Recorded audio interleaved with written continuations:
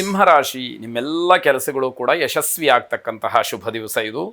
ಕುಟುಂಬದಲ್ಲಿ ಒಳ್ಳೆಯ ವಾತಾವರಣ ಇರುತ್ತೆ. ಪ್ರತಿಯೊಬ್ಬರೂ ಕೂಡ ಏನೋ ಒಂದು ರೀತಿಯಲ್ಲಿ ಹಾಸ್ಯದಿಂದ, ಸಂತೋಷದಿಂದ, ನಲಿವಿನಿಂದ, ಉತ್ಸಾಹದಿಂದ ಇರತಕ್ಕಂತಹ ದಿವಸ. ಮನೋಬಲ ಹೆಚ್ಚಾಗ್ತಕ್ಕಂಥದ್ದು. ನಾನು ಎಲ್ಲವನ್ನು ಕೂಡ ಮಾಡಿ ಜಯಿಸಿಬಿಡ್ತೀನಿ, ಎಲ್ಲ ಕೆಲಸದಲ್ಲೂ ಕೂಡ ನನಗೆ ಜಯ ಸಿಕ್ಕೇ ಸಿಕ್ಕತ್ತೆ ಎನ್ನುವಂತಹ ಅತ್ಯುತ್ಸಾಹದ ದಿವಸ ಇದು ಅಂತ ಹೇಳಬೇಕು. ಯಾವುದೇ ಕಾರಣಕ್ಕೂ ಕೂಡ ಯಾವ ವಿಷಯದಲ್ಲಾಗಲೂ ನೀವು ಅತಿಯಾದಂತಹ ನಂಬಿಕೆಯನ್ನು ಇಟ್ಟುಕೊಳ್ಳತಕ್ಕಂಥದ್ದು ಬೇಡ. ನಂಬುವಂಥದ್ದು ಒಳ್ಳೆಯದು. ಅತಿಯಾದಂತಹ ನಂಬಿಕೆಯಿಂದ ಕೊನೆಗೆ ಆಘಾತವಾದರೆ ಮನಸ್ಸಿಗೆ ಹಿಂಸೆ ಆಗಬಹುದು. ವಿದ್ಯಾರ್ಥಿಗಳಿಗೆ ಓದಿನಲ್ಲಿ ಆಸಕ್ತಿ ಇರೋದಿಲ್ಲ, ಓದನ್ನು ಬಿಟ್ಟು ಉಳಿದೆಲ್ಲ ಚಟುವಟಿಕೆಗಳಲ್ಲಿ ತುಂಬ ಸಕ್ರಿಯರಾಗಿರ್ತೀರಿ, ಆಸಕ್ತಿ ಇರುತ್ತೆ. ಓದು ಅಂತ ಬಂದಾಗ ಮನಸ್ಸಿಗೆ ಏನೋ ಹಿಂಸೆ ಆಗದೇ ಇರತಕ್ಕಂತಹ ವಿಚಾರ ಅನ್ನುವಷ್ಟರ ಮಟ್ಟಿಗೆ ಆಗ್ತೀರಿ. ಎಲ್ಲರ ಜೊತೆ ಸಂತೋಷವಾಗಿರ್ತೀರಿ. ಅದು ನಿಮಗೆ ಯೋಗವಾದಂತಹ ಒಂದು ದಿವಸ ಅಂತ ಹೇಳಬೇಕಾದಂಥದ್ದು.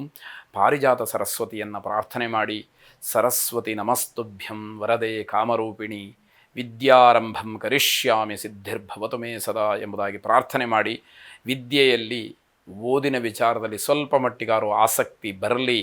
ಶುಭವಾಗಿ. ಕನ್ಯಾ ರಾಶಿ, ಆದಾಯಕ್ಕಿಂತ ಖರ್ಚು ಜಾಸ್ತಿ, ಸ್ವಾಭಾವಿಕವಾಗಿ ಅಸಮಾಧಾನ, ಹಾಗೆ ಯಾವಾಗ ದುಡ್ಡು ಖರ್ಚಾಗುತ್ತೆ ತುಂಬ ಕೋಪವೂ ಕೂಡ ಹೆಚ್ಚಾಗ್ತಕ್ಕಂಥದ್ದಾಗುತ್ತೆ. ವೈಯಕ್ತಿಕವಾದಂತಹ ವಿಚಾರಗಳಲ್ಲಿ ತುಂಬ ಗೊಂದಲ ಮಾಡ್ಕೊಳ್ತೀರಿ, ಅದು ಬೇಡ. ನಿಮ್ಮ ವೈಯಕ್ತಿಕವಾದಂತಹ ವಿಷಯಗಳು ಸುಲಭವಾಗಿ ಸರಳವಾಗಿ ಬಗೆಹರಿಬೇಕಾದಂಥದ್ದಾಗಿರಬೇಕು. ಅದನ್ನು ಹೊರತಾಗಿ ನೀವೇ ಮತ್ತಷ್ಟು ಗೊಂದಲಗಳನ್ನು ಮಾಡ್ಕೊಳ್ತಕ್ಕಂಥದ್ದು ಖಂಡಿತವಾಗಿ ಬೇಡ ಅಂತ ಅರ್ಥ. ಬಟ್ಟೆ ವ್ಯಾಪಾರಿಗಳು ತುಂಬ ಕಷ್ಟವನ್ನು, ನಷ್ಟವನ್ನು, ನೋವನ್ನು ಅನುಭವಿಸಬೇಕಾದಂಥದ್ದಿದೆ. ಅನುಪಯುಕ್ತವಾದಂತಹ ಕೆಲಸಗಳಿಗೆ ಹಣ ವ್ಯಯವಾಗುತ್ತೆ. ಬೇಡದೇ ಇರತಕ್ಕಂತಹ ಕೆಲಸಕ್ಕೆ ದುಡ್ಡು ಹೋಗ್ತಾ ಇರತಕ್ಕಂಥದ್ದು. ಬ್ಯಾಂಕ್ ನೌಕರರಿಗೆ ಅಥವಾ ಫಿನಾನ್ಸ್, ಹಣಕಾಸಿನ ವಿಚಾರಕ್ಕೆ ಸಂಬಂಧಪಟ್ಟಂತಹ ವ್ಯವಹಾರ ಮಾಡುವಂಥವ್ರಿಗೆ ಬಡ್ತಿಯಾಗಲಿ, ಅನುಕೂಲವಾಗಲಿ, ಹಣದ ಒಂದು ಲಾಭವಾಗಲಿ, ಬೇರೆ ನಿಮ್ಮ ಕಾರ್ಯಕ್ಷೇತ್ರವನ್ನು ವಿಸ್ತರಿಸ್ಕೊಳ್ಳೋದಕ್ಕೆ ಅವಕಾಶಗಳಾಗಲಿ ಸಿಕ್ಕುವಂತಹ ಸೂಚನೆಗಳಿದೆ. ಮಾನಸಿಕವಾಗಿ ಒತ್ತಡಗಳು ಹೆಚ್ಚಾಗುತ್ತೆ. ಯಾವಾಗ ನಾವು ಕೆಲಸದಲ್ಲಿ ಹೆಚ್ಚು ಒತ್ತಡವನ್ನು ತಂದುಕೊಳ್ತೀವಿ, ಅದು ಮನಸ್ಸಿನ ಮೇಲೂ ಕೂಡ ಪ್ರಭಾವವನ್ನು ಬೀರ್ತಕ್ಕಂಥದ್ದಾಗುತ್ತೆ. ಕಾಲಭೈರವನನ್ನು ಪ್ರಾರ್ಥನೆ ಮಾಡಿ. ಶುಭವಾಗಿ.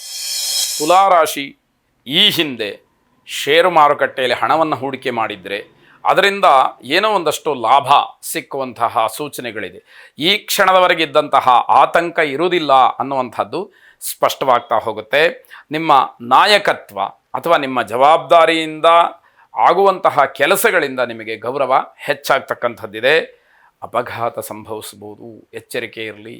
ವಾಹನ ಚಾಲನೆ, ನೀವು ಎಷ್ಟೇ ಸರಿಯಾಗಿದ್ದರೂ ಕೂಡ ಎದುರಿನಿಂದ ಬರ್ತಕ್ಕಂಥವ್ರು, ನೀವು ಅದನ್ನು ಗಮನಿಸಬೇಕಾದಂಥದ್ದಾಗುತ್ತೆ. ಕಲಾ ಪ್ರಪಂಚದ ಹಿರಿಯ ನಾಗರಿಕರಿಗೆ, ಹಿರಿಯರಿಗೆ, ಅನುಭವಿಗಳಿಗೆ ಗೌರವ ಸಿಕ್ಕುವಂತಹ ದಿವಸ ಇದು. ಇಷ್ಟದೇವತಾ ಪ್ರಾರ್ಥನೆಯನ್ನು ಮಾಡಿ ನಿಮ್ಮೆಲ್ಲ ಅಭ್ಯುದಯಕ್ಕೆ ಭಗವಂತನ ಅನುಗ್ರಹ, ಭಗವಂತನ ರಕ್ಷಣೆ ಇರಲಿ. ಶುಭವಾಗಿ. ವೃಶ್ಚಿಕ ರಾಶಿ, ಸ್ಪರ್ಧಾತ್ಮಕವಾದಂತಹ ಜೀವನ ಶೈಲಿಯಿಂದ ಬಹಳ ಬೇಸರವಾಗುತ್ತೆ. ಪ್ರತಿಯೊಂದು ದಿವಸವೂ, ಪ್ರತಿಯೊಂದು ಕ್ಷಣವೂ ಕೂಡ ಹೋರಾಟವನ್ನು ಮಾಡಬೇಕು. ಏನು ಬೇಕು ಅಂತಾದರೂ ಕೂಡ ಹೋರಾಟದಿಂದಲೇ ಪಡ್ಕೊಳ್ಬೇಕೇನೋ ಅನ್ನುವಷ್ಟರ ಮಟ್ಟಿಗೆ ನಿಮ್ಮ ಮನಸ್ಸು ಬೇಸರಕ್ಕೆ ಜಾರತ್ತೆ ಅಂತ ಅರ್ಥ. ನಿಮ್ಮ ಕರ್ತವ್ಯಕ್ಕೆ ನೀವು ಬದ್ಧರಾಗಿರಿ. ಆಯಾ ವಯಸ್ಸಿಗೆ ಅನುಗುಣವಾದಂತಹ ಕೆಲವು ಜವಾಬ್ದಾರಿಗಳೇ ಇರುತ್ತಲ್ಲ, ಅದಕ್ಕೆ ಕಟಿಬದ್ಧರಾಗಿರಬೇಕು ಅನ್ನುವಂಥದ್ದು. ನಿರಾಶಾ ಭಾವನೆ ಬೇಡ. ಯಾವುದೋ ಒಂದು ಸಣ್ಣ ಪುಟ್ಟ ಪ್ರಯತ್ನಗಳ ನಡೆದಾಗ ಆ ಕೆಲಸ ಆಗಲಿಲ್ಲ ಅಂತಾದರೆ ಅಲ್ಲಿ ಆಸೆಗಳನ್ನು ಕಳ್ಕೊಳ್ತಕ್ಕಂಥದ್ದು ಬೇಡ. ಆ ರೀತಿ ಆಶಾಭಾವನೆಗೆ ಧಕ್ಕೆ ಬಂದುಬಿಟ್ರೆ ಇನ್ಯಾವ ಕೆಲಸದಲ್ಲೂ ಕೂಡ ಉತ್ಸಾಹ ಅಂತಕ್ಕಂಥದ್ದು ಇರೋದೇ ಇಲ್ಲ. ವಿದ್ಯಾರ್ಥಿಗಳಿಗೆ ವಿಚಲಿತವಾದಂತಹ ಮನಸ್ಸಿನಿಂದ ಅಧ್ಯಯನಕ್ಕೆ ತೊಂದರೆ, ಮನಸ್ಸನ್ನು ಕೇಂದ್ರೀಕರಣ ಮಾಡಿ ಓದಲಿಕ್ಕೆ ಕಷ್ಟ ಆಗ್ತಾ ಇದೆ. ಪ್ರಯತ್ನಪೂರ್ವಕವಾಗಿ ಆದರೂ ಕೂಡ ಮನಸ್ಸನ್ನು ಕೇಂದ್ರೀಕರಿಸಬೇಕು. ಓದುವುದೇ ನಿಮ್ಮ ಮುಖ್ಯ ಕರ್ತವ್ಯ.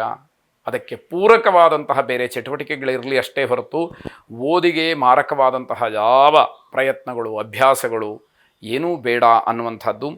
ಧ್ಯಾನವನ್ನು ಮಾಡಿ ಮನಸ್ಸನ್ನು ಶುದ್ಧ ಮಾಡಿಕೊಳ್ಳಿ.